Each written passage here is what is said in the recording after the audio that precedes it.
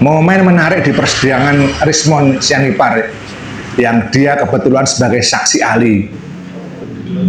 Saat ditanya latar belakang pendidikan, dia sama sekali tidak menyebutkan saya lulusan Yamaguchi. Dia hanya mengatakan bahwa saya lulusan UGM. Bagaimana? Tolong jelaskan secara singkat keahlian saudara yang bisa membuktikan ini. Ya, kebetulan saya juga alumni dari UGM Universitas Gadjah Mada, tepatnya di jurusan Teknik Elektro, Fakultas Teknik, masuk tahun 94 dan lulus tahun 98. Ini di dalam keilmuan di Teknik Elektro itu disebutkan pattern recognition atau pengenalan pola dan digital image processing. Setelah lulus dari S1, ya, saya menuliskan di S2 juga saya dari Teknik Elektro UGM dan sudah menulis sebuah jurnal yang cukup sulit saat itu, namanya Jurnal Media Teknik UGM. Jurnal Media Teknik UGM. Saya menulis dari pembimbing saya bernama almarhum Profesor Dr. Adi Sukanto. Gitu. Oke.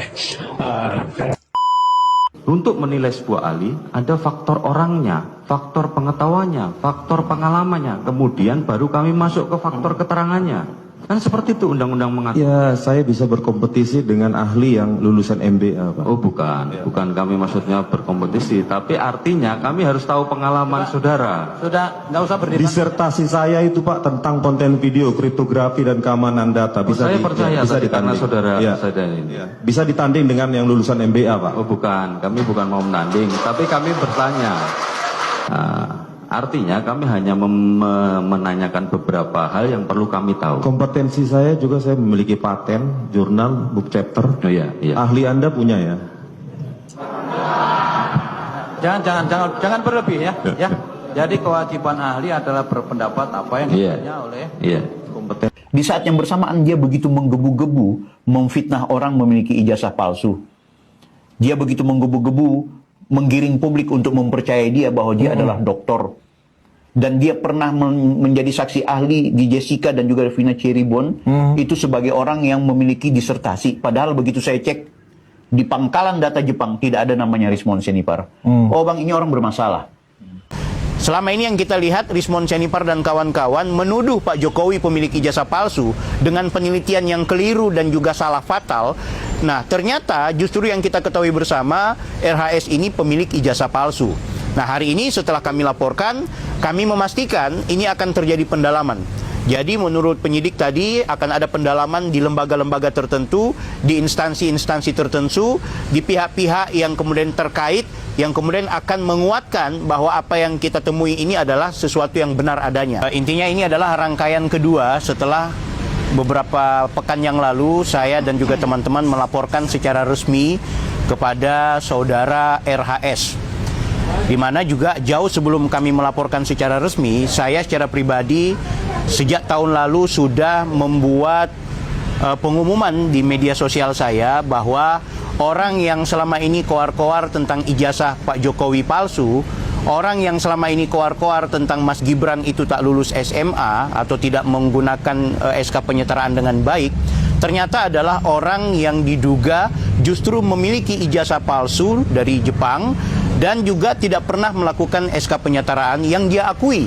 Yang dia akui di persidangan-persidangan, di ruang publik bahwa dia adalah doktor dan juga magister dari Jepang. Sekaligus dia mengakui bahwa dia melakukan SK penyetaraan. Nah, dalam penelusuran saya dipastikan saudara RHS ini tidak pernah tercatat, terekam secara digital bahwa yang bersangkutan memiliki disertasi yang menjadi syarat seseorang menjadi doktor, memiliki tesis yang menjadi syarat seseorang menjadi magister di luar negeri, dan juga syarat SK penyetaraan. Itu tidak pernah ada dari sosok Rismond Sianipar. Sehingga itu atas nama pribadi dan juga orang yang memberikan penghormatan kepada Pak Jokowi yang difitnah, yang dihina, dan juga orang yang menghormati realitas kehidupan sosial kita, saya kemudian akhirnya melaporkan secara resmi dan berharap kepada Rismond Sianipar itu sebenarnya ya lakukan klarifikasi Yang kedua adalah kemudian kita berdebat secara akademik, dan yang ketiga kita lakukan somasi.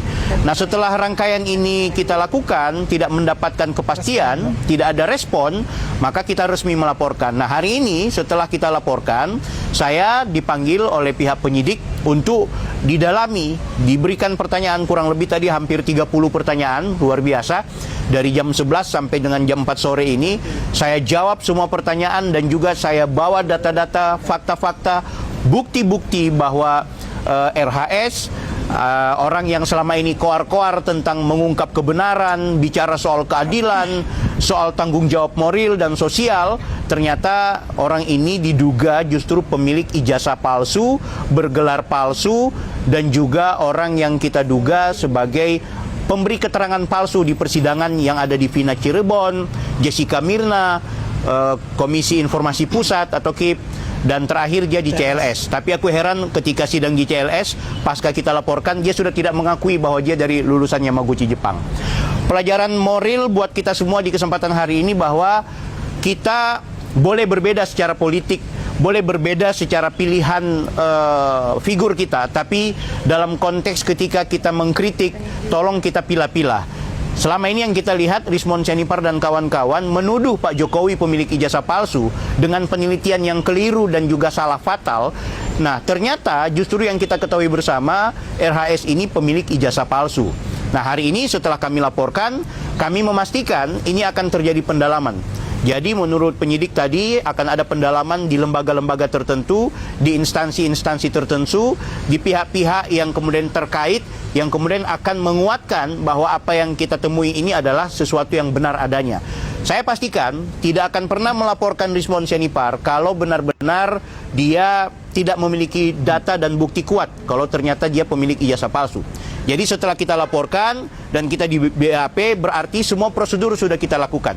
Kami menghubungi pihak-pihak lembaga-lembaga tertentu, saksi-saksi yang punya kekuatan secara korespondensi dengan pihak Yamaguchi. Bahkan saya kemarin sempat ke luar negeri, dalam hal ini Malaysia, bertemu juga dengan pihak-pihak yang punya hubungan kedekatan dan sangat tahu dengan sosok dari Rismon Sianipar. Terakhir kami juga sedang mempersiapkan agar kemudian mendapatkan catatan resmi dari pihak Yamaguchi, walaupun itu juga domain dari pihak penyidik. Tapi pada faktanya teman-teman subscriber, YouTuber, teman-teman masyarakat Indonesia dukung ini. Kenapa? Karena memang apa yang dilakukan oleh Rismon Sianipar itu berdampak yang luar biasa. Polarisasi, kita saling benci di mana-mana. Ini Bu Diana kalau di TikTok saling baku hajar, orang pendukung Pak Jokowi bukan pendukung. Tapi ingat, masalah ijazah ini bukan cuma masalah pendukung dan pembenci Pak Jokowi. Bahkan orang yang sebenarnya tidak ikut-ikut campur, masyarakat secara umum, itu terkontaminasi dengan polarisasi ini.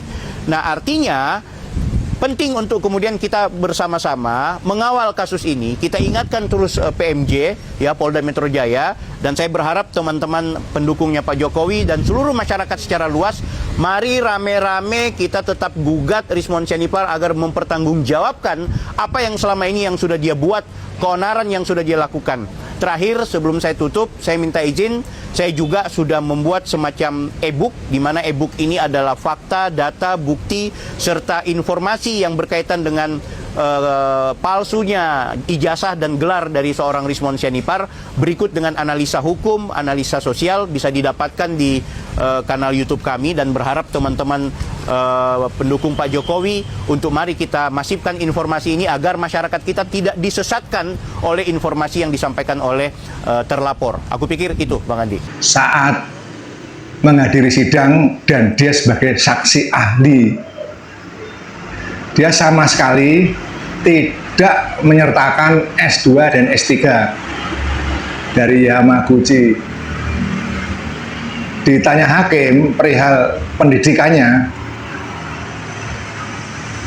Rismon itu cuma mengatakan saya lulusan UGM.